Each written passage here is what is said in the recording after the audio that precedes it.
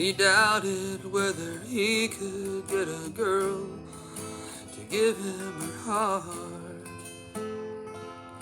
but maybe he could get her to at least let him borrow it a while. He took the wheel in his hands, but they were trembling from the start. He closes his eyes and drifts away in his mind to the first day he saw her smile. If he could just stop faking it for 5 minutes and admit that he's a basket case, maybe, just maybe, he'd see that tenderness reappear on her face. He hopes the dystopia around him will soon subside, but he's not counting on it happening today. For him this is the year the smiles went away. As his brother drives away Friday night, he goes to his bedroom where the misery begins. As his brother has people to meet, he sits and daydreams of what it would be like to have friends. Sometimes he tags along, he can't say he's never had a chance, but he always comes as an observer, never knowing how to join the dance. He told himself not to fret and reminded himself not to forget that if he couldn't earn a girl's respect, maybe he could at least get her to feel sorry for him. He struggled to understand the world's mystery, like how weakness is where strength is made perfect, or how death is defeated by dying.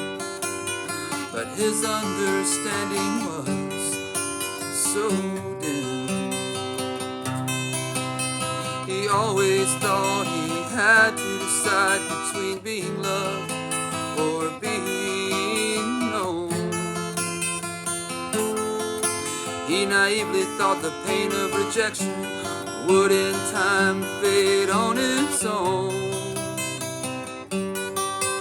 But time doesn't do anything to that kind of pain except make it old. Like a story that gets sadder and sadder each time that it's retold. Now her heart may not be broken, but it's gotten quite bruised. She's writing honest songs like there's nothing left to lose. Sing it soft, sing it loud, sing it any way you feel. But remember, you can't forgive someone until you first admit what he did is real. Social cues were something he struggled to understand. It felt like life was a play where he was the only one on stage without a script in his hand. Child, take a deep breath and know that one day your fear will go away. You'll lift your eyes and not have to wonder if anyone's listening when you pray. He always hoped people would set the bar pretty low, but doubted it would ever be low enough. He looked for people to tell him who he was, to let him know if he was too soft or too tough.